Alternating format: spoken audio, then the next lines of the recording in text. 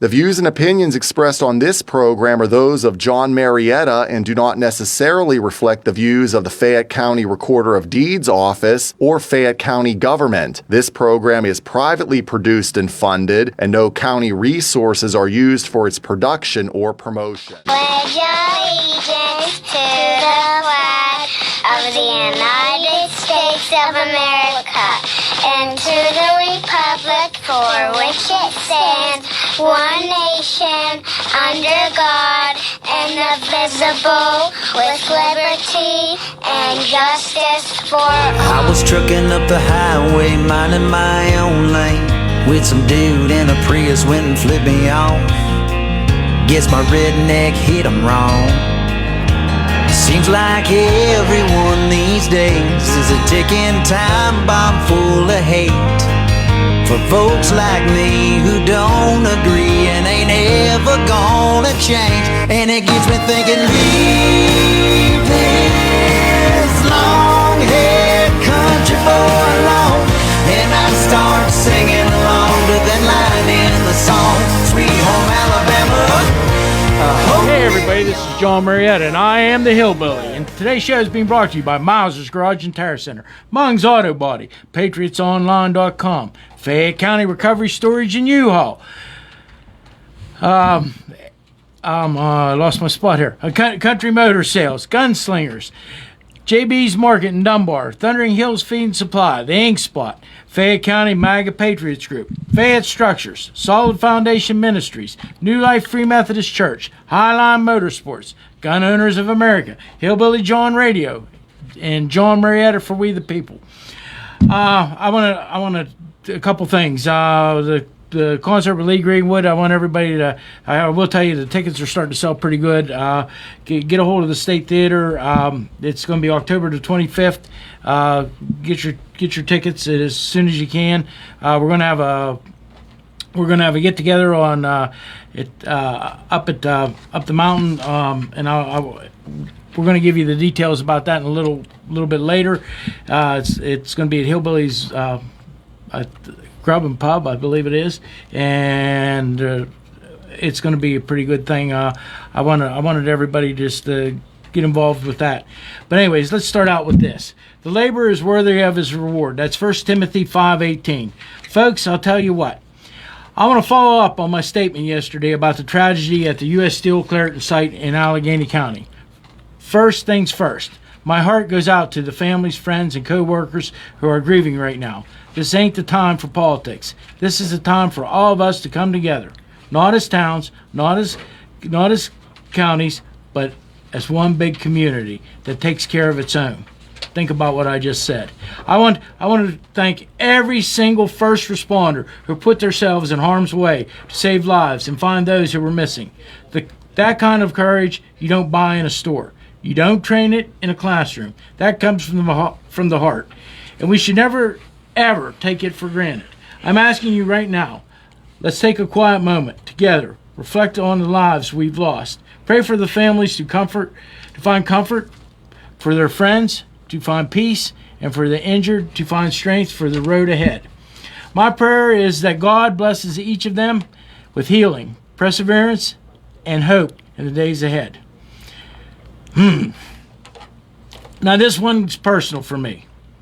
My father worked at that very battery at the Clairton site. My great-grandfather lost his life in a coal mine. My father-in-law died in an industrial accident right here in Fayette County, working on mine equipment. I know the pride, I know the danger, and I know the sacrifice that comes with this kind of work. And I know the grit it takes for the families to carry on after the worst happens. These men and women are the quiet backbone of our country, our county, our state. They're the ones giving us the steel, the power, the resources that keep our lives moving. Too often we don't stop to think about the people behind those hard, dangerous jobs. We should. And we ought to honor them, not just when tragedy strikes, but every single day we live under the roof, drive the roads, and enjoy the life their labor has built for us. God bless the workers. God bless these families. And God bless all the first responders who never quit. A lot of people don't realize how personal this is to me, but it is. But anyways, we'll get over that. I have Bob Miller here with me today. Bob's a minister at, you say it because I don't want to mess it up, Woodbridge Union Community Church. So, minister, pastor? Yep. Yeah. A lot of people don't get that. One of the things I always thought about was that if you read your Bible, pastor means shepherd, and that's the interpretation of it. And I know Rufus Peer was our minister at the Christian Church in New Salem for years and years, and he never wanted to be called reverend because he felt that nobody should have that title. That was he always wanted to be called pastor because that was what a shepherd does. They lead, they go after the one that's missing. Lead the flock. Yep. Hey, I got Sam on the line, and Sam, I tell you what, can you hear me? Yeah, can you hear me okay? Oh, we can. You're live on WMBS. There's only about 20,000 people listening to you right now. So, all right, man. But that's good. Sam, the reason I want to Bob here with me today, and we had a terrible tragedy happen yesterday at the mill down in Pittsburgh. Yes. Pittsburgh, and yes, I seen it. I seen it myself on the news. Just unbelievable. I know they still don't have it pinned down exactly what happened yet. Well, it's liable to take some time and some. But one of the things I will tell you is that it hit home pretty hard for me. So. Yeah. But anyway, Sam, you're known as the machine gun preacher, and I think you need to do. We can do a short biography, I guess. I know I've got to see the movie, but the documentary, I only got to see the highlights or the clips of it a little bit. But anyways, I'm going to hopefully I'll get a copy of it, and I'll be able to do something with that in the near future. But that's great. Okay, so you're the contractor. You own businesses in Somerset County, I believe it was, right? No, I own a motorcycle shop in Somerset County, and it's also like a U-Haul franchise. We do tags, titles, all that stuff. So it's a lot of little businesses all in one, but the main businesses I have are in Africa. I run an armed security company. And then we have restaurants, truck stops, farming. I mean, we're into a lot of things. But we mainly do the work in Africa just to create jobs. You know, a lot of times people don't realize if you want to change a nation, I believe it's Jesus Christ first. But secondly is education. Over the years, we've built 7 schools. We're building right now number 8 school. We hope to have that school done by the first of the year. It's going to be really pushing it. But then the big thing is, you know, all the schooling in the world doesn't help a lot of people. That's like me. If all the schooling in the world wasn't going to do me any justice. So my dad and mom taught us boys how to work with our hands. So we're very big into creating jobs. If you can do those 3 things, then you can stand back and say, we're changing a nation. So that's what our ministry does in Africa.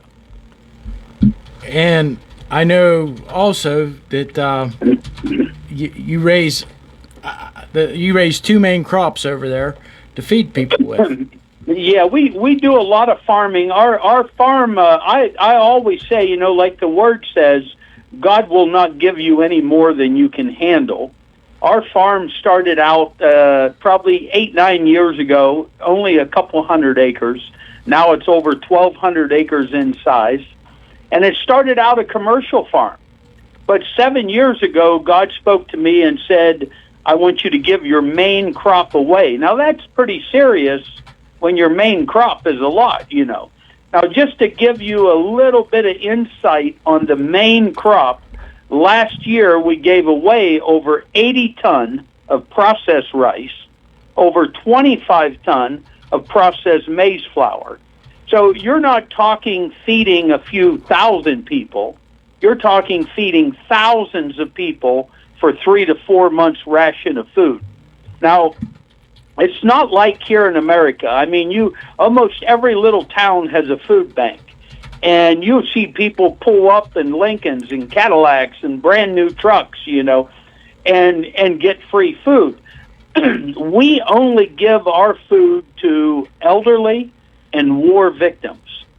So, I mean, the people are handpicked, but just that one project feeds thousands of lives. One of the things I know, you've started how many orphanages? Well, right now we have 5 different children projects, which runs from orphanages to children's home. Now, our main orphanage is in South Sudan. If you Google the top 10 most dangerous places to go to in the world, South Sudan is number 4. So that can give you a little insight of how dangerous it is. South Sudan is very dangerous. We have one of the oldest, we have one of the largest orphanages that was never shut down, not even one day during all the wartime. So we're talking more than 2.5 decades. I've been supporting Africa, been in Africa, living in Africa full time now for 29 years. And how many children do you feed in a day's time? We started a feeding program. I love to tell people this because it goes back to God will not give you any more than you can handle. Our first feeding program started about 18 years ago, and it was 21 children. So today, that same feeding program goes on. It's in schools. It's on our projects, and we feed over 10,000 meals a day right now. And that's every day, 10,000 meals. I mean, that goes to show you God can do powerful things. A lot of times people look at our projects, they look at the well drilling, the Bush Kids projects, they look at all these things, and they think, oh, look what Sam has done. No, I couldn't have done it without supporters like Pastor Bob, his wife, and his church. But I couldn't have done it without people out there listening. But also, it would have never been done without the power of God. Amen. I know when you first went over, I would like you to tell that story. With the first time that you went over to Africa, and that's where the how do you want to say that, Bob? The business that you started with you're kind of like a paramilitary. I was a bad guy. I've been a biker all my life. My dad was a Marine, so on a Sunday after church, my dad had us out by the barn shooting guns. I started hunting at 7 years old, but I believe that our parents don't only raise us up. God opens up doors and opportunities from the time we're children. You have a lot of people out there that might be listening right now, and they might say, well, I was a bad guy, and I done this and I done that. God can't use me. You got to remember, every person out there that's listening right now, every bad guy, every bad girl, God can use you. And a lot of times people think, oh, I got to change everything in my life. No.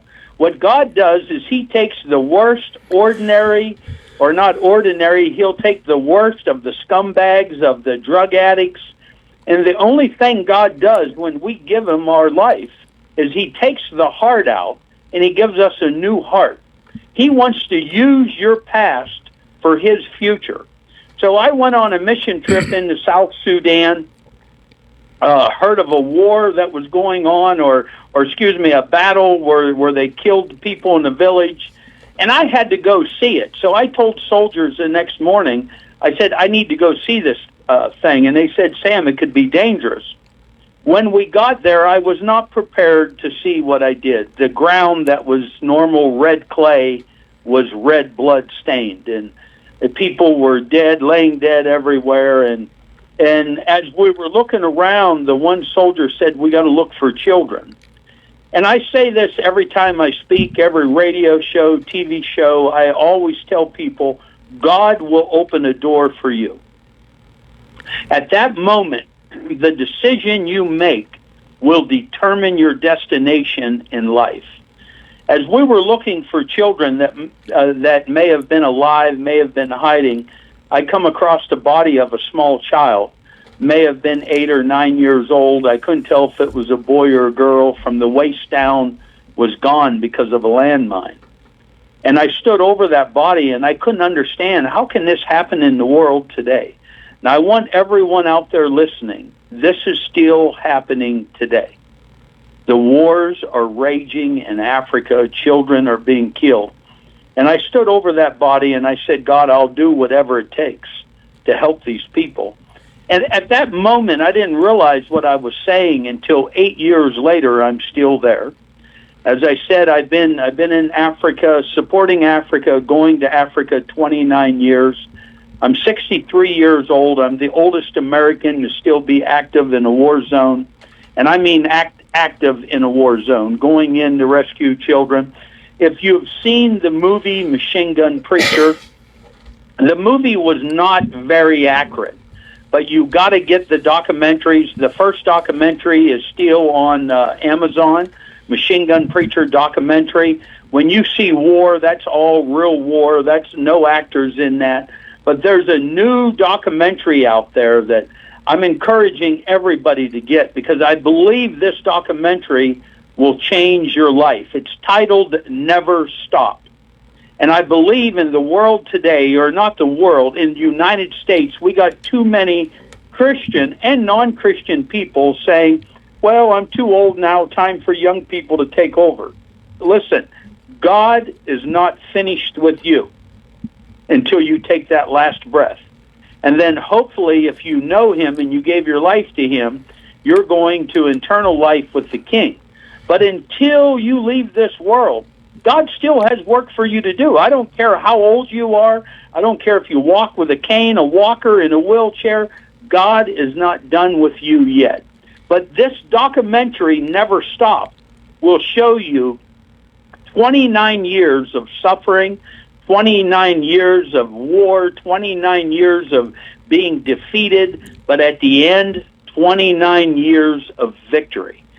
And I believe that the documentary, when you watch it, it starts out about Sam Childers, the machine gun preacher, but at the end of the documentary, it's about you. And I believe that it's going to encourage you, it's going to empower you to keep going on, no matter what you're facing, going through, struggles. It's going to encourage you, never stop. Well, one of the things I can tell you is I have a very good friend of mine.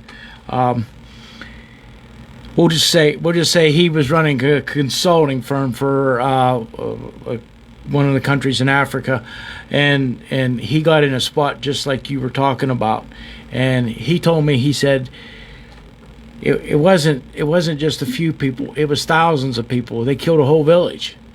And, yeah. And he's standing there, and he's looking around, and he told me, he says, John, I don't even know if there was a blade of grass alive.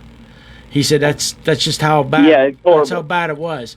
And he said he got on the SAT radio, and I said, that's what I said to him. I said, what'd you do? He said, I got on the SAT radio. He said it was time to break the contract and get home. He said, I got somebody to get us all out of there, because he said there was 12 of us. He said he said I just couldn't do it no more. He said I just physically, mentally could not do this anymore.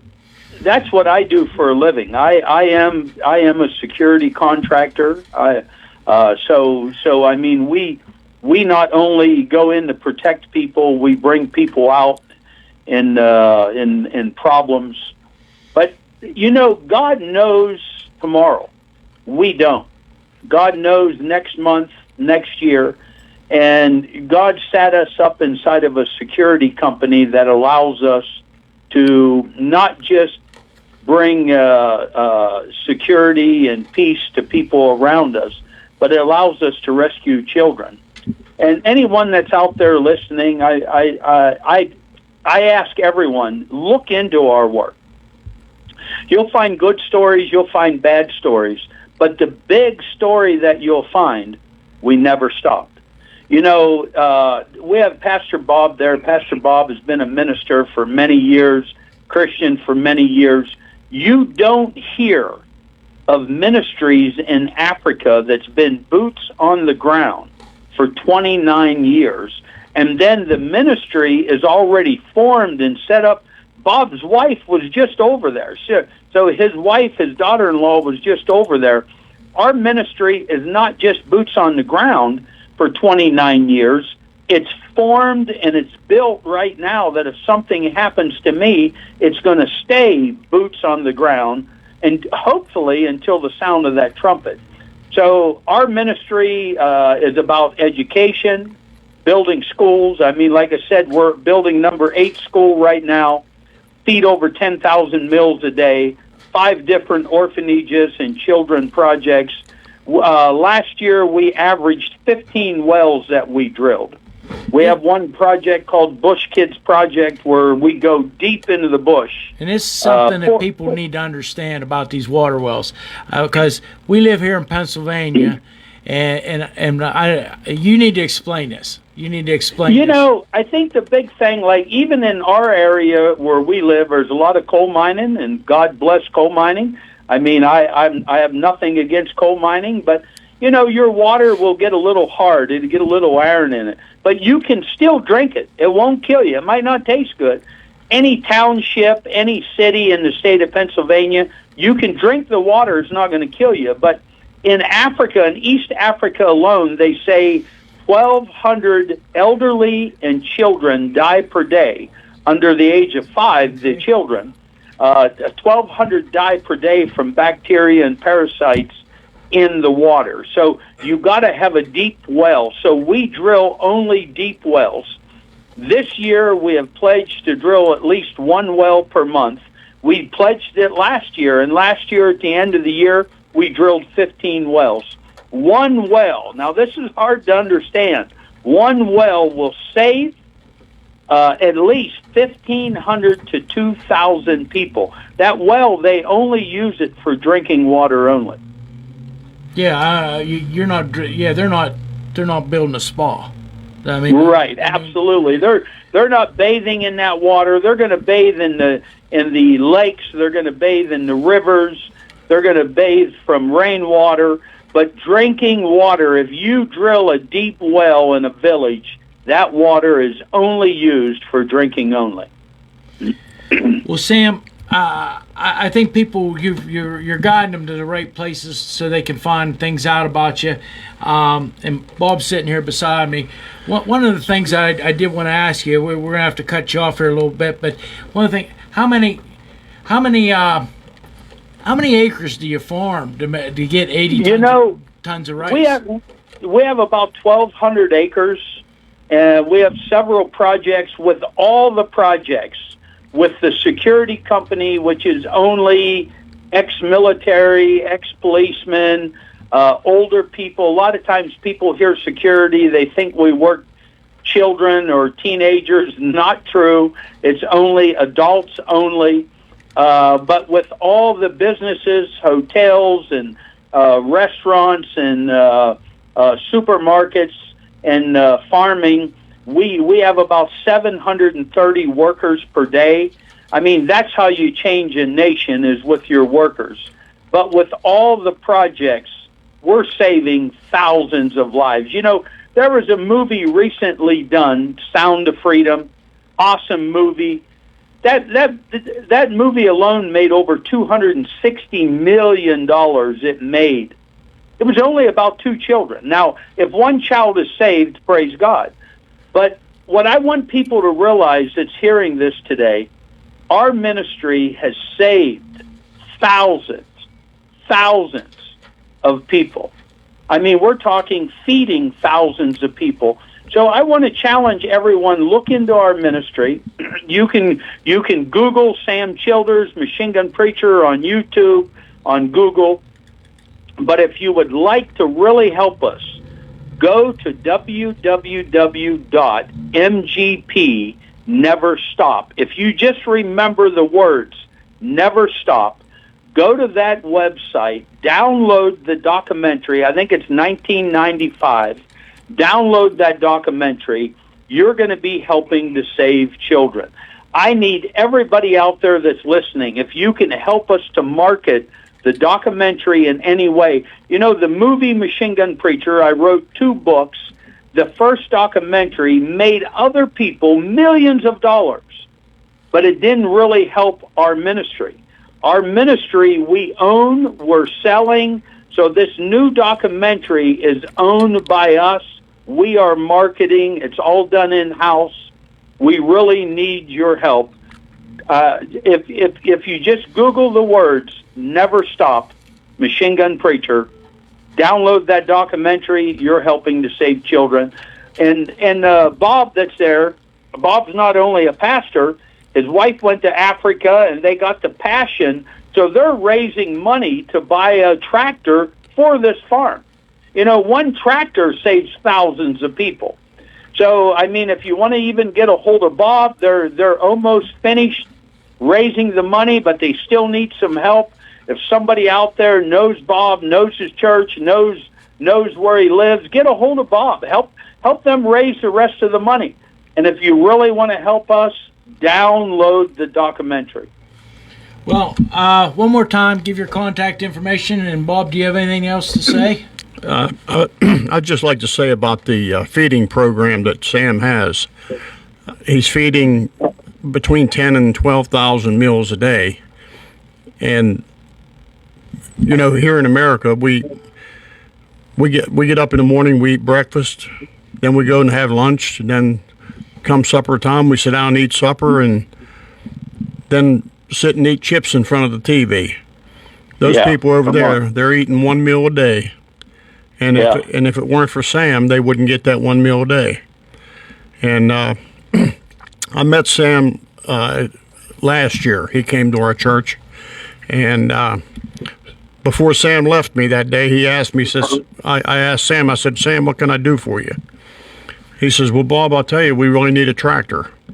And I said, well, I don't know if I can get you a tractor. I said, but if God's in it, there's no limit.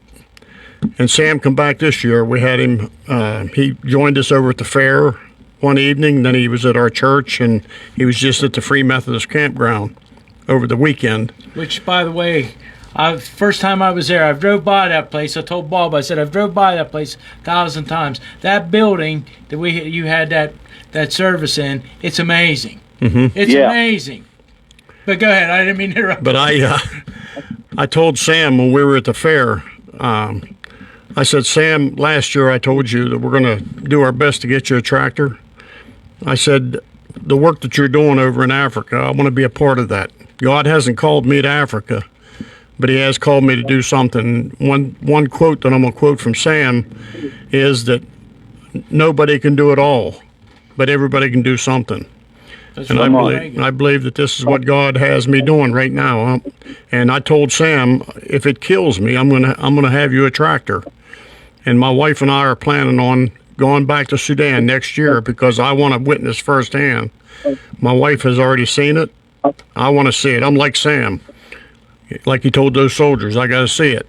Well, I want to see it for myself. I know he's doing a wonderful work, and I'm going to do all I can do. I'm hoping to have you plow the first acre with the tractor. What was really something when Bob's wife was there and Bob's daughter-in-law, they were on all the projects. And out of all the projects, they loved the orphanages. They loved the children's home. But they seen how important the farm was.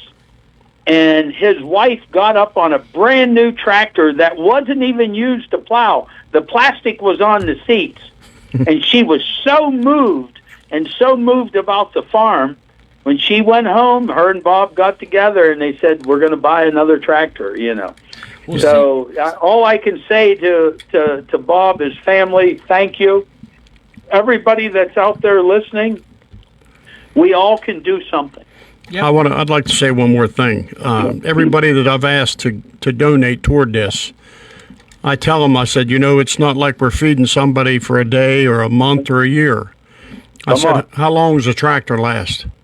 I said, and every year Sam's donating this food to these folks that need it desperately. Yep. And again, and not only that, look at the jobs that we're creating. The farm in peak season is working 150 people. So we're teaching people how to be farmers. We're teaching people how to function in a world that's difficult. So, I mean, we all know that God blesses us for doing good. Now imagine if we're changing a nation, what do you think he'll do for us? Yep. And I believe that Sam is changing the nation. It may just be a small part of the time, but not just Sam. It's people like you, Bob, and your wife Julie, and listen. I gotta say, the radio station.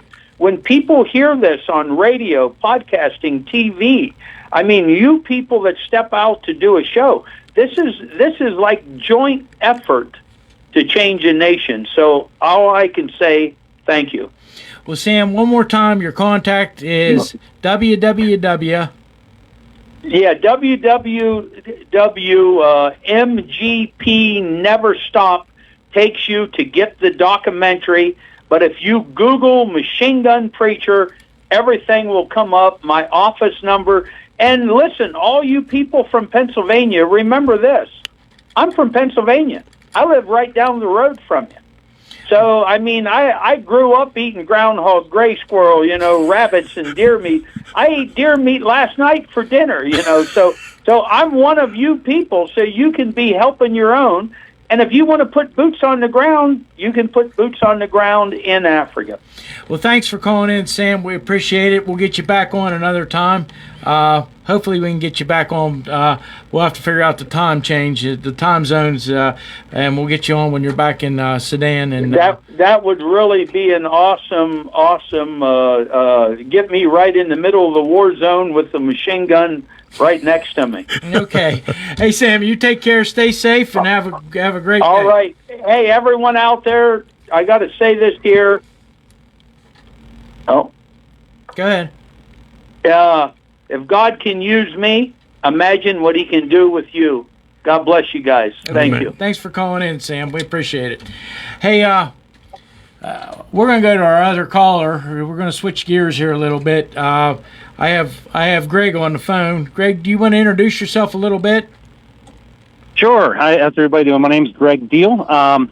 I am a mill worker down in actually up for you guys in Butler County, and I am the chairman of the Libertarian Party of Pennsylvania. So we had a terrible tragedy happen yesterday. And I don't want to put the blame on nobody, and that isn't my goal here. My goal is I want you to. My father worked in the mill. My uncle worked in the mill. My grandfather worked in the mill. I had grandparents that worked in the mines. I think we take for granted too much. This is where I'm going with this. Is just so you know, I think we take for granted too much. Bob's sitting beside me. He has friends and family and everybody that's worked in mills too. Actually, me and Bob got some history. Someday we'll talk about that on the radio. But anyways, I think people don't realize how dangerous these jobs really are, and I think that we need to really thank you all for everything you do and everything you stand up for. And so I don't know where I want to lead you to, but anyways, could you give us some ideas about, give us a little bit of an idea about what it's like to work in the mill? Sure. Well, first of all, I'll start by saying the mill in Clairton is completely different than the one up here in Butler County. So we have a lot of similar things that go on. However, their processes and everything are a lot different.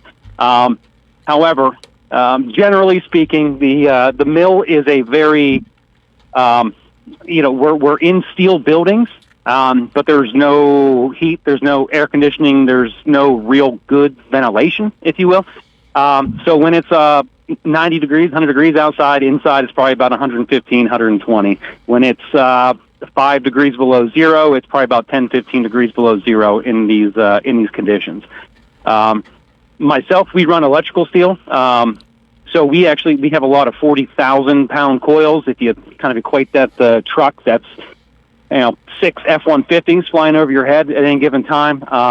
It's loud, it's hot, it's dusty on a continuous basis, day in, day out, 365 days a year, 7 days a week, 24 hours a day. Electrical steel. That means your mill is what you're saying is it's fire. It makes heat with electric. Is that how that works? Is that what you're talking about? No, actually, the steel that we make here. Actually, I'm in Butler. The steel that we make is electrical steel. So all the steel that goes into your transformers, all those boxes that you see driving down the road on the telephone poles, all that steel comes from us. Okay, and I do know this from just because when the mill is open 365 days of the year, 24/7. Am I correct about that? Yes, sir, you are. So there's guys that have to work holidays. I know my dad had to go out on second shift, third shift on holidays, different times, and Christmas. It depended on the rotation, how it was. I mean, some guys wanted to pick up the extra money. Some guys would wanted to be off, and it depended on how the rotations was when he worked at Clairton. But yeah.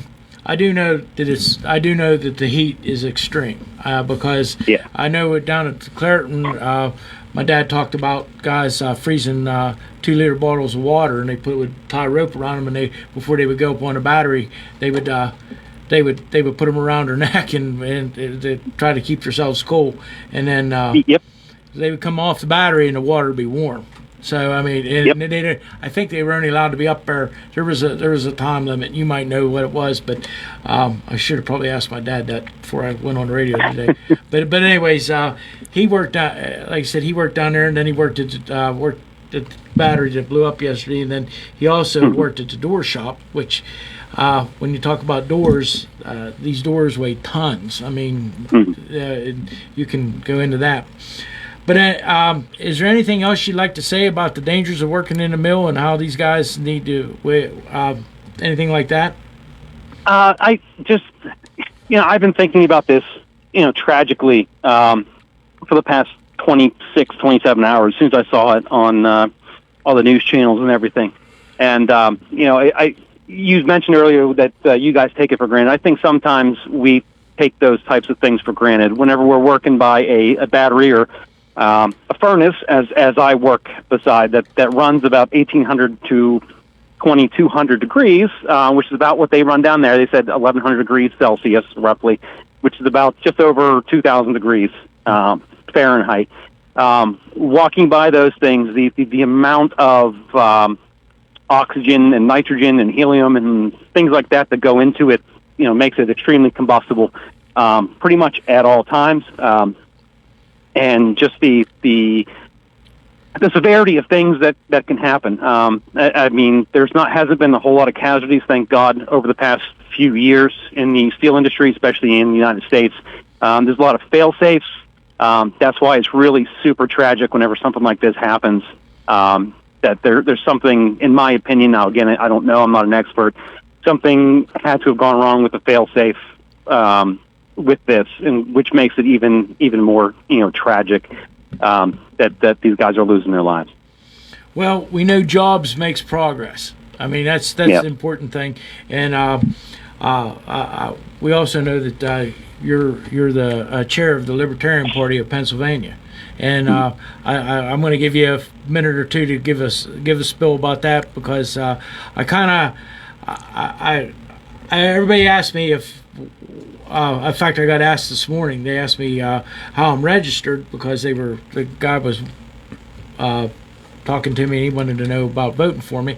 And I said, well, I have an R behind my name, but I always tell everybody I'm a Christian constitutionalist, and and I think the Libertarian Party is and the Republican Party kind of fits in with that with me, and the Constitution Party and the Libertarian Party. I think this is where we need to go. I don't think I don't think we all need to belong to the same group of people in order to get the job done, but I think we all have to have the wisdom and the foresight to understand how to work with each other to get the job done. So Absolutely. So if there's anything you want to talk about, I got a few minutes and I'll give them to you. Sure. Well, yeah, I'll just take a couple quick minutes as far as what the Libertarian Party is and kind of where we believe and everything from that.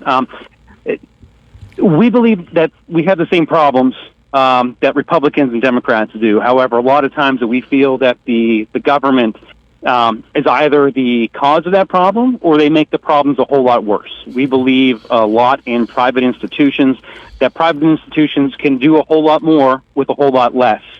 That's one of the really big things, such as, I was just listening as you were talking with the last gentleman on there, and it kind of, a couple of those points hit home for me as far as what I can do personally to donate, or we can do things like that. That money going to private organizations is going to be a whole lot better off than going to the government and getting used wastefully. Amen. And then the places that need that thing, that money, that infrastructure, don't get it because it ends up in the pockets of billionaires and our politicians. So the Libertarian Party mainly sees a lot of the government is the issue, and trying to get the government out of it to try to push forward your personal liberties and personal freedoms, but also recognizing that with those freedoms and liberties comes your own personal responsibility. So we need to make sure that we're doing things correctly, and that we're being responsible humans and responsible adults to ourselves and to our family and to others in the community. I have to agree with you wholeheartedly about everything you said. Bob's shaking his head up and down. You can't see that here, but he's agreeing too. I think the problem we have is way too much government, and too much government. Not only too much government, but there's too much overreach. When you talk about just Sam, for example, what he can do with a dollar bill compared to what government can do with a dollar bill. You think about the Salvation Army, which is one of the things that they do. They use like 94 cents out of every dollar goes to the people they help. I'm not. I don't know what I might have it a little bit wrong, but it's in the 90s. When government gets a hold of money, by the time it gets washed and goes through all the channels and everything, it's probably less than 20 cents. It gets to where it needs to be. It might be 30. Yep. But you're absolutely right. You start thinking about these things, about how just $1 can change the life of somebody, and what you were explaining to us, it's about jobs, it's about responsibility, and that's what we need to do. I think our founding fathers, they realized that, and that's why they wanted a limited government, and that's why we have a republic, not a democracy. Yep, absolutely. And I actually get this a lot, is that we talk about you see and talk about the Constitution a lot. The Constitution, which is one of my favorite parts of this whole thing about our country, is is not what gives us our rights. Really, what it does is it limits the scope and the power of the government. And if we start looking at the Constitution through those eyes, then everything that the Founding Fathers did seems to make a whole lot more sense. Well, I am a firm believer that God gives us the rights, and government is there to protect them. So that's how I look at it. I don't maybe that's a little bit maybe that isn't how it should be, but I believe that God has given us every right that is in that Constitution already, in our Constitution already. I believe government is there to protect them rights. Yep, I'm 100% agree with you. So, is there anything coming up that you would like to? I got about 1 minute left. Do you guys have anything coming up in the state that you would like to let everybody know about, or anything going on? Yeah, I think the biggest thing, I know we're going to have some fundraising events. We don't have any of that scheduled right this moment, but our next big event will be next March 20th to the 22nd. Will be our state convention in Bucks County, Pennsylvania. We're heading out towards Philly for the 250th. There's something going on in October. I got a message from, I believe, I'm almost sure, but I thought there was something going on in October somewhere. But I don't know. I might be on two different pages here. It might because the Constitution Party also sends me stuff all the time too. Well, sure. Where are we at, Nick? We got a minute to go. Okay, so hey, I gotta let you go. It was nice for you to call in, and we'll get you back on again, Greg. All right. Thank you so much for taking your time. Okay. On this road called life, you have to take the good with the bad. Smile when you're sad. Love what you got and remember what you had. Always forgive and try to forget. People change. Things go wrong. Just remember the ride goes on. God bless each and every one of you, and God bless America. I am John Marietta, and I am the Hillbilly.